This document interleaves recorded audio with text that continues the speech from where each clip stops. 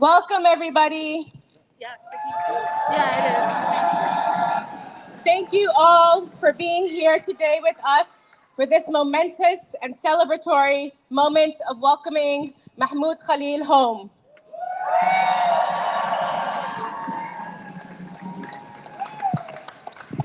My name is Abir Kawas. I am the Associate Director of Partnerships at CLEAR at the CUNY Law School. Thank you. I will be shepherding us through the program today. Today we will be hearing from Mahmoud's legal team, his supporters, and finally from Mahmoud himself.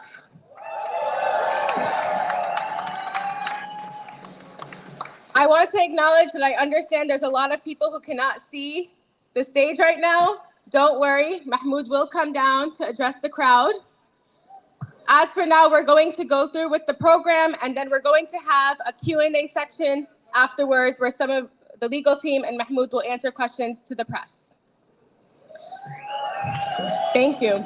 So we're first going to start with remarks by one of the amazing Columbia students, Suwaida Polat.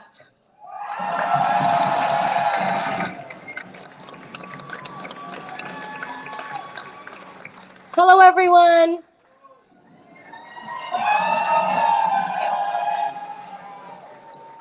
When Mahmoud was first abducted this Ramadan, it felt like the world fell apart for his family and friends.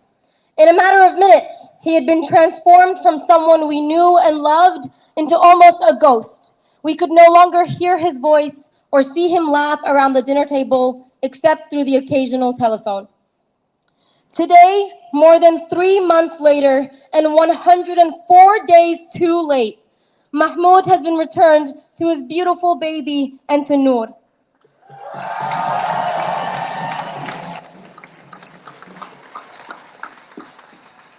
While we are beyond happy to see him at his home, it's not gratitude or contentment that we feel at his release.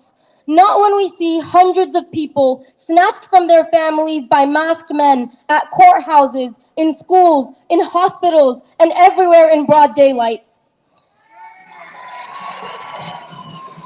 Our happiness will not be complete without their freedom too. We cannot feel grateful to a system that declares a man free today and jailed the next based on arbitrary laws. We cannot be grateful. We cannot be grateful when it's the same United States of America that is daily and shamelessly massacring thousands in Palestine and, as of last night, in Iran. Under any administration, Democrat or Republican, genocide in this country is bipartisan. I want us to know something. I want us to know something that all student protesters already know. It's not the law that saves people. It's not institutions where our freedoms lie. It's people who save other people.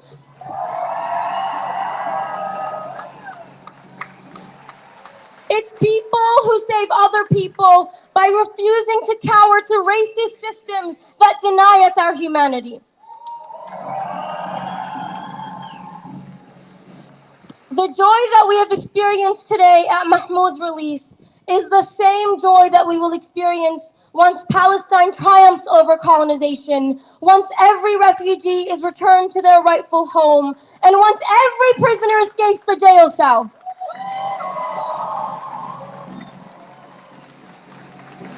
We reserve our joy and our hope for that day. Free Palestine.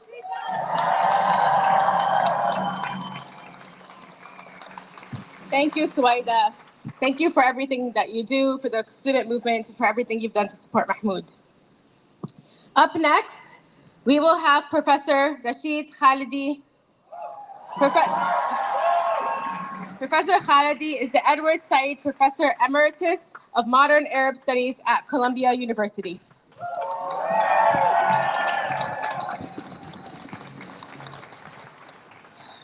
Thank you all for coming. It's a wonderful sight to see so many people supporting a free Palestine, free Mahmoud, and I hope also willing to support an end to the war that just started in Iran. I'll talk about that a little bit in a minute. I want to start by paying tribute to Mahmoud and Nour. For those of us who watched them on TV for the past 3 months, they've been a symbol of dignity and calm and have been an inspiration, I think, to all of us. In spite of all that he's been through, in spite of all she has been through, in spite of all their child has been through, he has shown us, I think, an example that we can all follow. I want to also thank his lawyers and the many, many, many lawyers who have been fighting to free detainees, fighting to free prisoners of conscience who spoke out against genocide on American campuses, fighting to free people who are themselves freedom fighters, which is what Mahmoud is and was. I want to thank all of you, not just for being here, but for the steadfastness that supporters of Palestinian rights, supporters of an end to this genocide in Gaza have shown over 2 very hard years. You are an inspiration. This support is felt in Palestine, it's felt the world over. And I think that it's really, really important. We should recognize that what we are doing has an effect, even if our governments refuse to recognize it, even if our elites refuse to recognize it, even if the mainstream corporate media refuses to recognize it.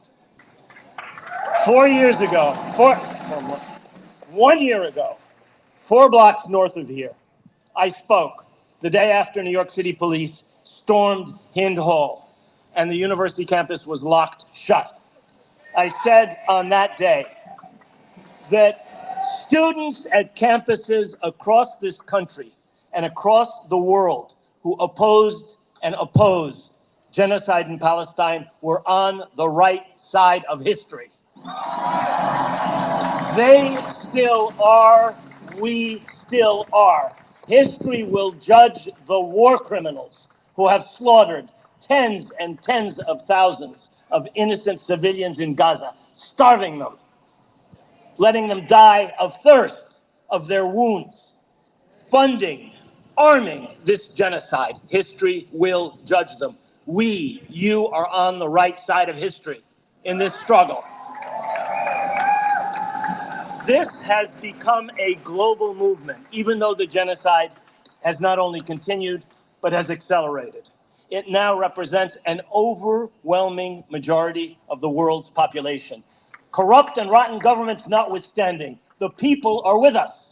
In this country and in Western Europe, the countries that are participating in this genocide have populations which are overwhelmingly supporting an end to this genocidal war and will, I'm sure, overwhelmingly support a halt to the war that Trump started yesterday with Iran.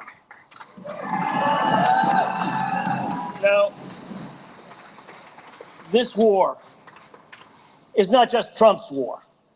This is a war instigated by the same war criminal who is waging a war on the Palestinian people, Benjamin Netanyahu. He has been whispering in the ears of American politicians since the 1980s. For 40 years, he has been trying to instigate an American war on Iran. And this president, who is completely incapable of understanding the lessons of every single previous disastrous American intervention in the Middle East, succumbed to his blandishments. They will be judged by history for what they've done. I'm going to end by reading what Representative Rashida Tlaib said yesterday. She said, President Trump is sending U.S. troops to bomb Iran without the consent of Congress. This is a blatant violation of our Constitution. The American people do not want another forever war. The American people do not want another forever war. Even Trump's supporters do not want another forever war. I continue with what Rashida said yesterday. We have seen where decades of endless war in the Middle East gets us, all based on the lie of weapons of mass destruction. We are not falling for it again. Instead of listening to the American people, Trump is listening to war criminal Netanyahu, who lied about Iraq. You can see it on YouTube anytime. He was lying through his teeth then, he's lying through his teeth now. And she concluded, Congress must act immediately to exert its war powers and stop this unconstitutional act of war. But we, the people, must act to stop this war. We did it decades ago during the Vietnam War. We did it decades ago during the Iraq War. We must do it again. We can't count on politicians. The people have to stop this war in Gaza and in Iran. Thank you very much.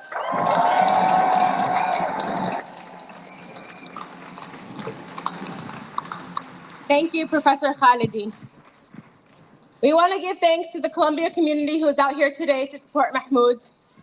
And like we said, thank you. And like we said, Mahmoud will soon be out here with you all. And we thank you all for being part of that process.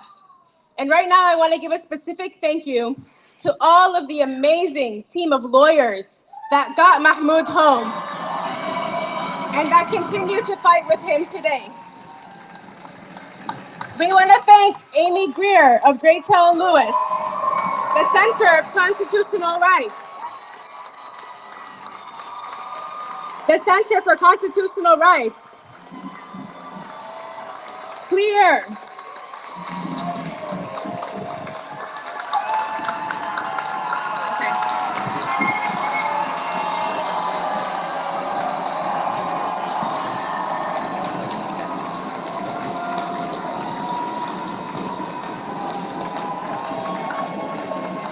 thank you all. Okay, I'm going to do that again as Mahmoud has come out to honor all of those who have been part of the amazing team who has brought Mahmoud home for us to be with today. We want to thank Amy Greer of Graytel and Lewis, the Center for Constitutional Rights, Clear at the CUNY Law School, the American Civil Liberties Union, the New York Civil Liberties Union, the ACLU of New Jersey, the ACLU of Louisiana, Vanderhout LLP, and Alina Das at the Immigrant Rights Clinic at New York University School of Law. Alina will come now to speak on behalf of the legal team. Thank you all.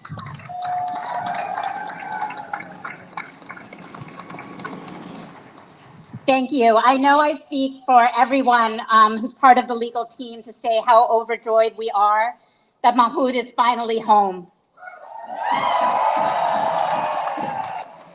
What happened on March 8th marked the beginning of a new chapter in this nation's long history of injustice. The pain and trauma that Mahmoud and Nour have endured over the last 3.5 months is something that no family should ever have to face, especially when they're in the process of welcoming a beautiful new life into this world. But this chapter in history is not only about pain and suffering and oppression. This new chapter in history is also about resilience, about compassion, about wisdom, and the power of community. These are the values that Mahmoud and Nour have lived every day through this ordeal.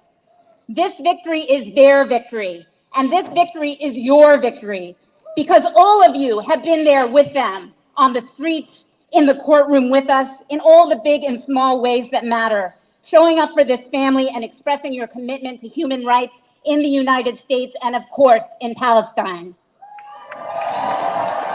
As lawyers, we take our cue from the people.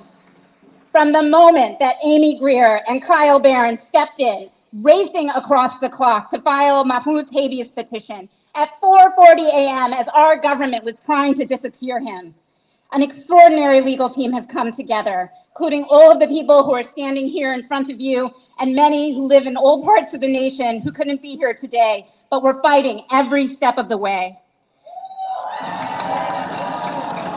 But I have to say, I think everyone on this amazing legal team would agree that the driving force behind the legal case is our unofficial lead counsel, Mahmoud Khalil,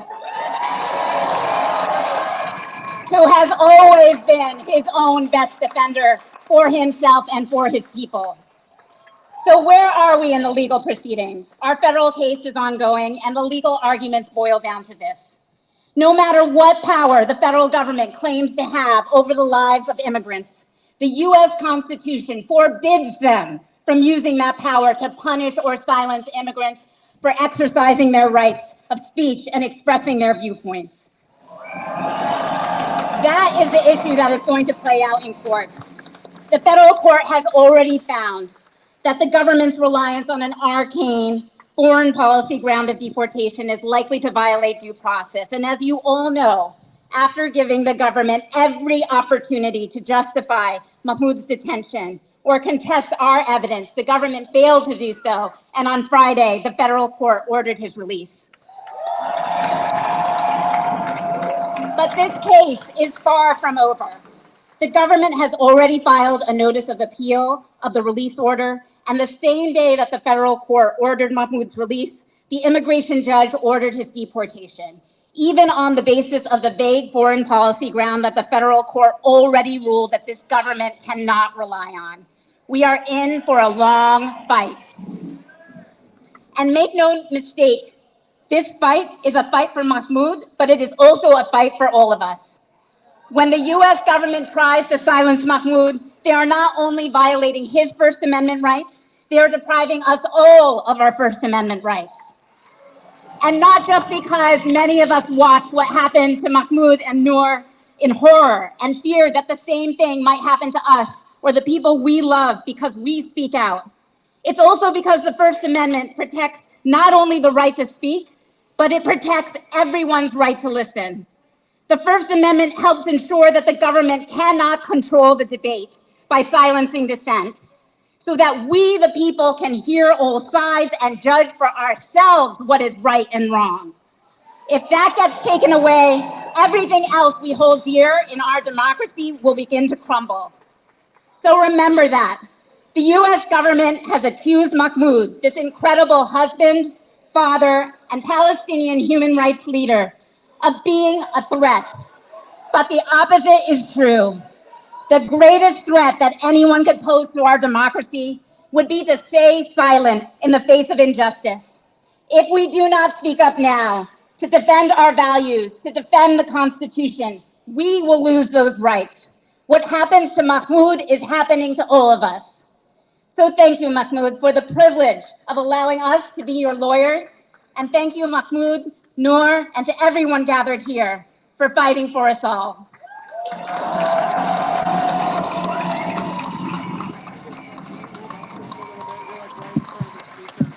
Thank you, Alina. And again, thank you to the entire legal team who has worked on Mahmoud's case, including Mahmoud himself.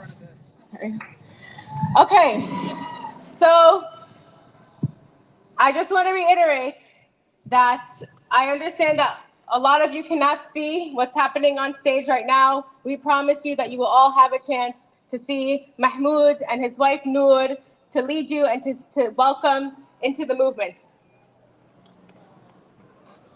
I want to now pass the mic to someone who has stood steadfastly by Mahmoud throughout this entire ordeal.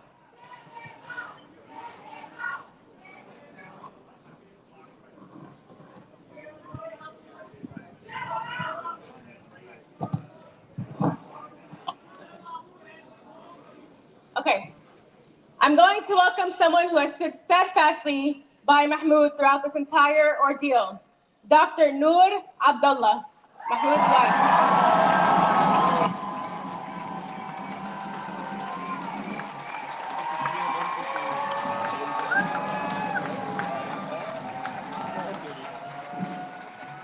Hi, everyone.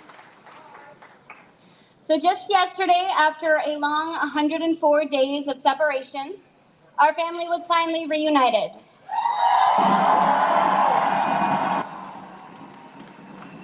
Mahmoud was kidnapped from our home, and for weeks, we saw this administration try and orchestrate lies about Mahmoud, placing hurdle after hurdle to make this as difficult as possible for us. While we got some justice yesterday with Mahmoud's release, justice delayed is justice denied. And what was taken from us, we will never get back. He is free now, but we are not done, because this is bigger than one man, one family, or one moment. Mahmoud's release is a victory, but it's not justice. Justice is accountability. Justice is no more families ripped apart. Justice is a system that listens to truth instead of punishing it. To every official who signed off on his detention, you may have taken time from us, but you did not take our spirit.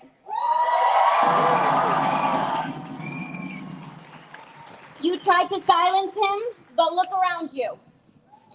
His voice is stronger now than it has ever been, carried by each and every one of us here today.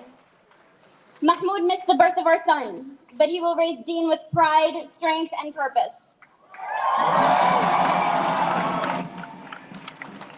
And one day, our son will know that his father did not bow to fear. He will know that his father stood up when it was hardest and that the world stood with him.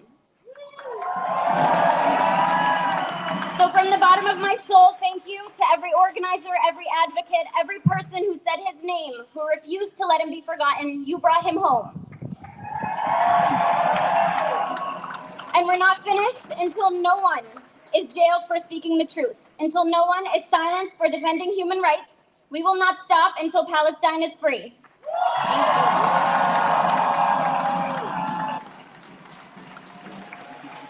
Okay, well, I guess I will introduce the man of the hour.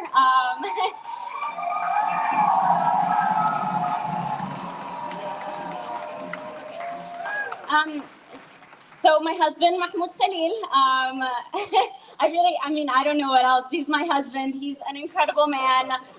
He's the person you are all waiting to hear from. So without further ado, Mahmoud.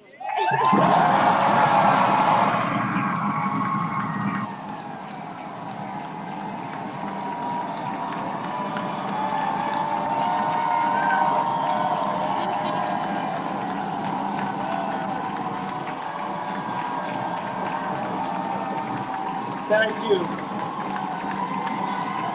Thank you, everyone.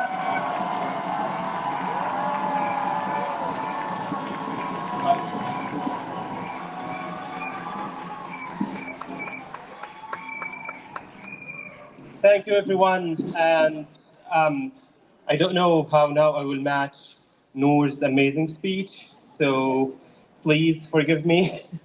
I would like first to ask the press if you could please either go to the side. I would like to see as much people there as possible.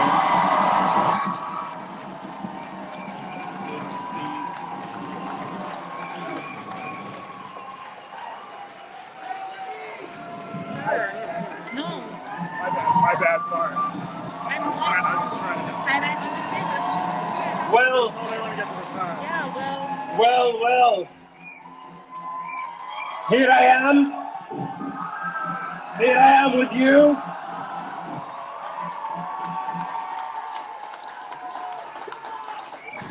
First,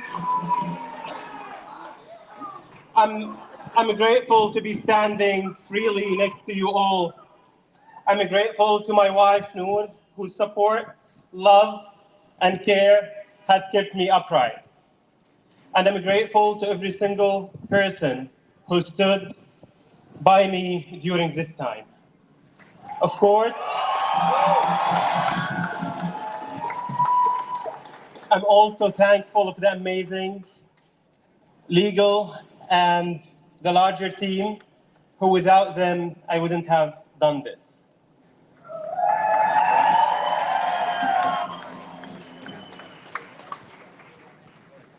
I would like to salute the courage of all students at Columbia and across the nation.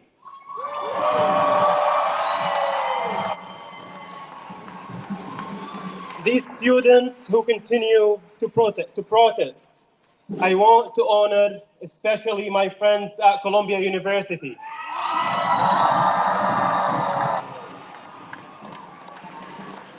Especially those who are currently battling expulsion and suspension for their consciousness stand.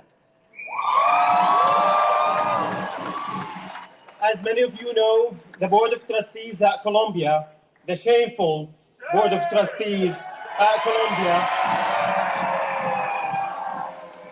is currently attempting to expel 15 more students and to suspend tens of others, basically stealing their future, their degrees, their labor, merely because these students are not afraid. These students are not afraid to stand for Palestine. Columbia University will do everything and anything it can to ensure that the words "Free Palestine" are not uttered anywhere near it. But while we are here, free Palestine! Free Palestine! Viva Palestina! Viva Palestina!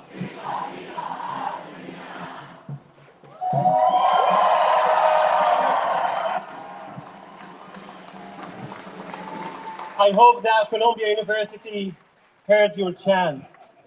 In fact, even today, Columbia University refused to allow this press conference and rally to be held at the gates.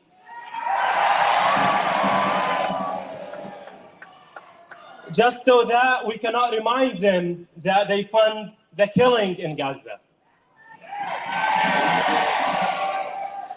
Well, who is Mahmoud Khalil? That's what the administration has tried its best to portray me as someone who's violent. Mahmoud Khalil is a human rights defender. Mahmoud Khalil is a freedom fighter. Mahmoud Khalil is a refugee. Mahmoud Khalil is a father and husband. And above all, Mahmoud Khalil is Palestinian.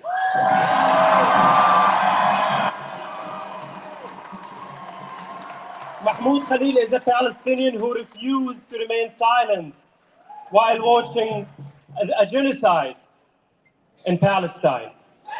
A genocide that's, of course, committed by the genocidal state of Israel, that's funded by the US government, that's invested by Columbia University. It's often hard to find patients in ICE detention. The center is crowded with hundreds of people who are told that their existence is illegal, and not one of us knows when we can go free. At those moments, it was remembering a specific chant that gave me strength. Excuse me. I believe that we will win. I believe that we will win. I believe that we will win. I believe that we will win.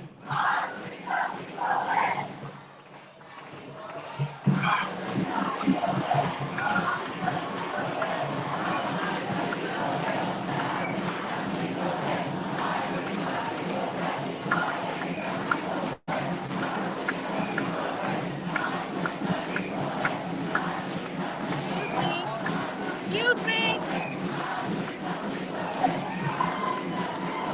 Well, as you can see, students would dance and jump as they shout, I believe that we will win. In Gina, Louisiana, I found myself literally scratching this into my bunk bed and looking at it as I fell asleep and as I woke up. I find myself repeating it even now, knowing that I have won. In a small way, but by being free today.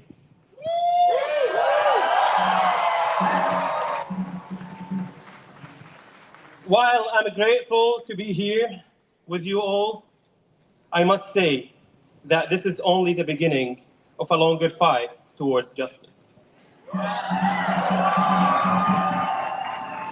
I want everyone to understand that my being here today is sweet, but it's not a victory. Not when Palestinians are still being killed under US bombs, and not when supporting their righteous struggle is so heavily criminalized. I must call the hypocrisy of Columbia University, a university that just 2 weeks ago said that they want to protect their international students. While over 100 years later, I haven't received a single call from this university.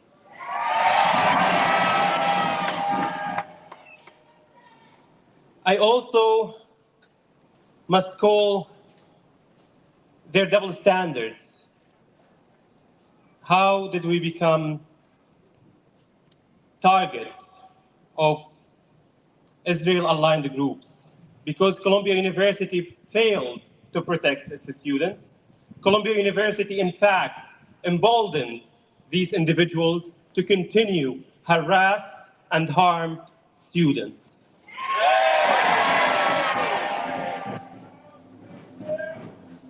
The wave of repression that the Trump administration initiated with my detention was intended to silence the movement for Palestinian liberation. It was intended to scare people into silence. It was intended to distract us from the fact that the US government is a killing machine in Palestine and across the world. But they completely failed. Millions of people spoke up even louder that it is our responsibility to end this genocide, no matter the personal cost. No matter the personal cost. And that's exactly what I will continue trying to do. So long as I'm able, so long as I'm breathing.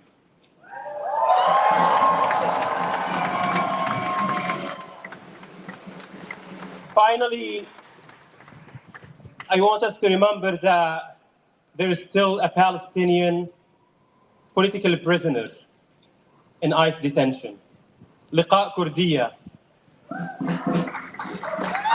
who lost over 100 family members to the genocide in Gaza. She's now being held in Texas, but she remains steadfast in her advocacy for a free Palestine. Thank you, everyone.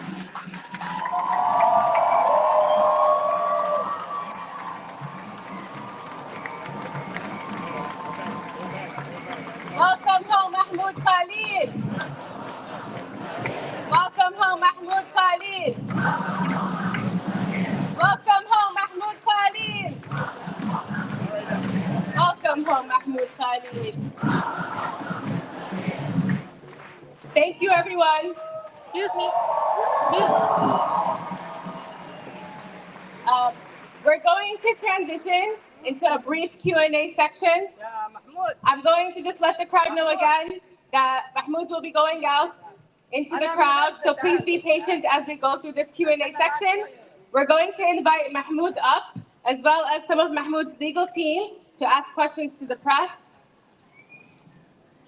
to answer questions to the press. Sorry. Okay.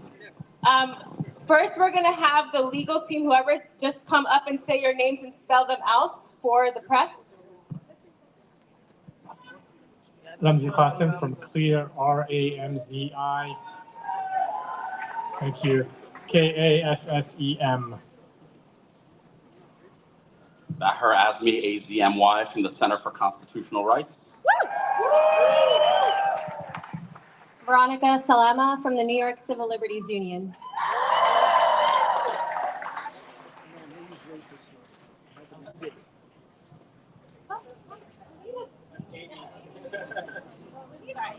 Alina Das, ALINADAS. Amy Greer, AMYGREER.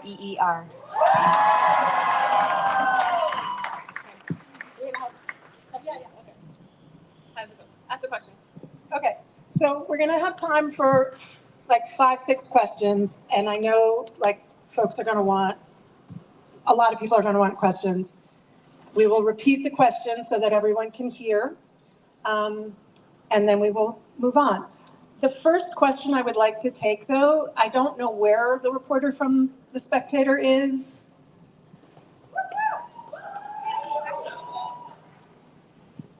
We'll take your first question. You don't have to come up to the mic or anything, but yeah, hi. Sorry to put you on the spot.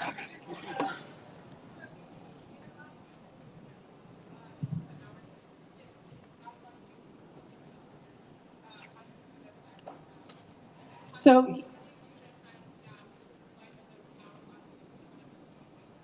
the question is for Mahmoud, is you were a negotiator with the administration last year during the encampments. How do you feel about their silence now? Yeah? Okay. I mean, Colombia administrators never disappoint. So I'm not surprised. This is very shameful because they are the ones who know me very well. They are the ones who in private, in fact, tell me that there is anti-Palestinian racism at Colombia, that there is a manufactured hysteria about anti-Semitism at Columbia University because of the protests, but they don't dare to talk about that in public. So this is absolutely not surprising to me. Thank you.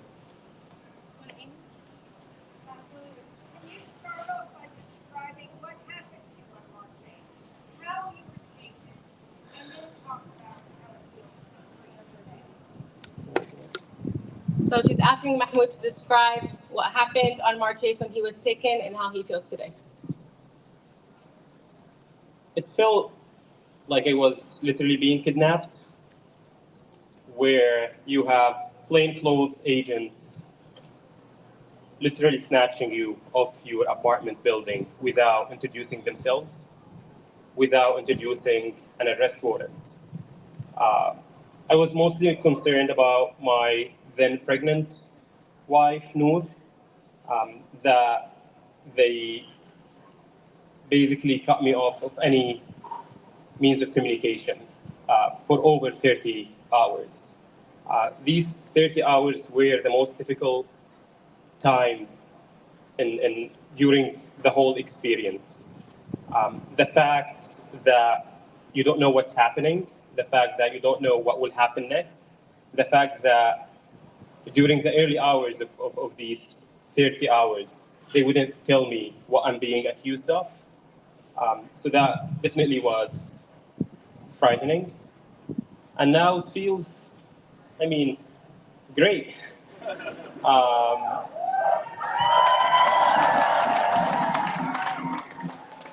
It feels that the movement is winning, that the government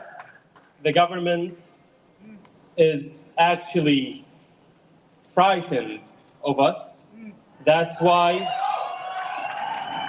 they literally had to go to 1952 to find an excuse for my deportation. Columbia University refused to file a legal submission in court in your support, unlike Tufts University did for Rumeisa Oscar. Once you were arrested, did you feel that at least now Columbia University's administration will speak up? And second quick question is, at any point in time in your detention, did you even briefly consider giving up the legal case and possibly leaving the country? That was a very long question. I'm repeating it so that the crowd can hear, just so people understand. So the question was, Colombia refused to file anything in the case, and unlike Tufts, which did file in the case of Rumesa, so how did you feel about that? And was there ever a moment when you felt like giving up the case and just leaving the country? As I've mentioned, since I joined Colombia in early 2023, I knew that this university is anti-Palestinian, that they wouldn't actually do this. Maybe if there is a financial gain for them from doing that, they would have done it. I'm certain, because this is what Colombia cares about. They care about their money. And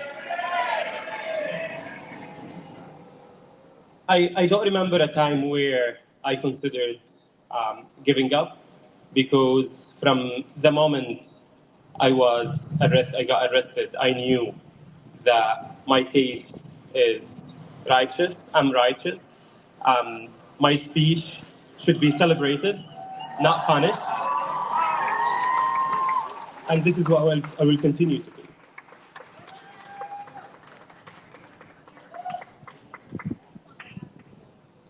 The question is, what's your message to student protesters who might be fearful based on what happened to you?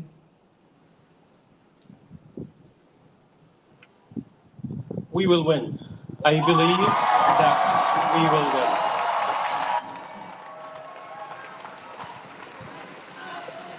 And I believe that we will win.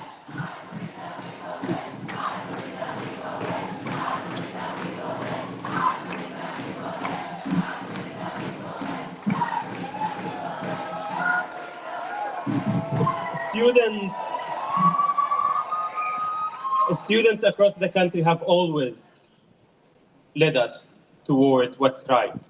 They were our moral compass. This happened during the Vietnam War, during apartheid South Africa, during fossil fuels demonstrations, and it's happening now. That's why this administration is so worried that they're literally doing everything in their power to suppress us, because we are winning. We are literally winning, and this is just the beginning of the end,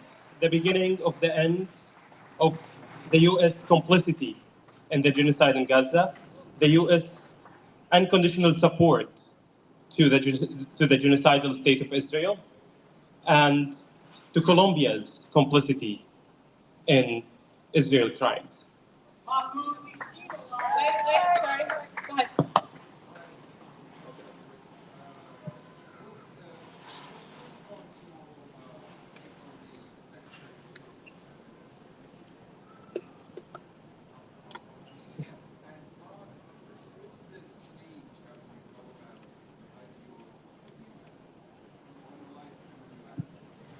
So he's asking about Mahmoud's take on the Foreign Secretary's comments on Mahmoud being a foreign threat to the country, and then how has this changed his life? How has this experience changed his life? Well, the allegation is that my speech allegation are undermining the U.S. foreign policy of combating anti-Semitism. Well, first of all, Israel is the top foreign policy threat to the United States.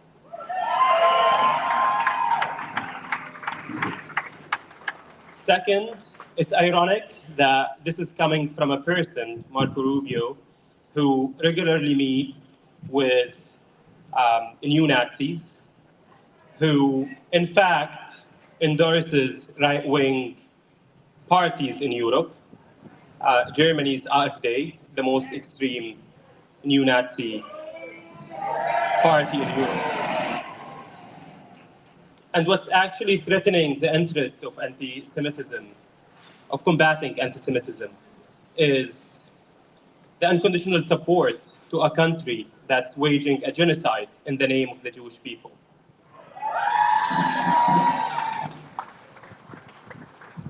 Of course, the Palestine movement is diverse.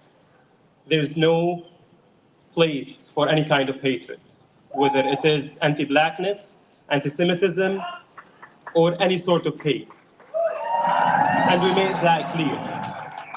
The fact that the administration it has been over 100 days, there isn't any shred of evidence that what I did or said is wrong, whether it's First Amendment or not. There's no shred of evidence about that. And that alone should suffice. Your second question? I mean, this absolutely impacted my life in so many ways. I did not opt to be in this position.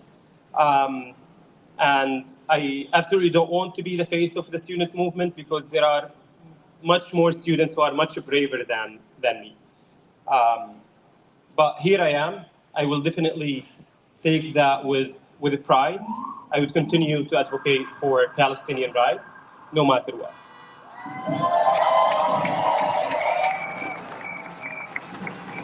So, yeah, one more question. One more question. Thanks for the French News, from the French News Agency. I'm just wondering, can you tell us what was your daily life in the detention center? What are the conditions for people over there? That's a great question. So the question is, can you tell us what your daily life was like in the detention center?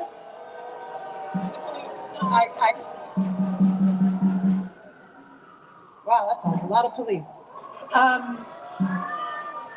The question is, can you tell us? We have one more question. If you guys can hang on one sec. What was your daily life like in the detention center? And what were the conditions like for everybody else in the center? Okay, and then this is the last question. And just so you know, there aren't going to be any one-on-ones after this. Now, after that, we'll transition to something else. That's a great question, and you know, I shared a dorm, or I shared the dorm with over 70 men. Absolutely no privacy, lights on all the time. I spend my days like listening to one tragic story after another, listening to a father of 4 whose wife is battling cancer and he's in detention. I listened to a story of an individual who have been in the United States for over 20 years. All his children are American, yet he's deported. It's so normal in detention to see men cry because they can't understand why they are there. They know they don't have documents, but does this actually mean that they should be detained?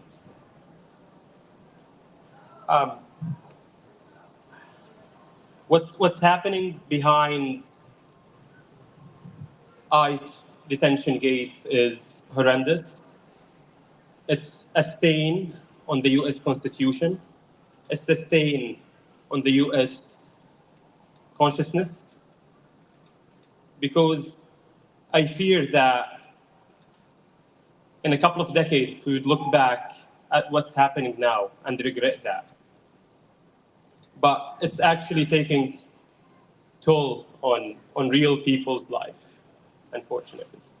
But as I will continue fight for Palestine, I will continue fight for their rights as well.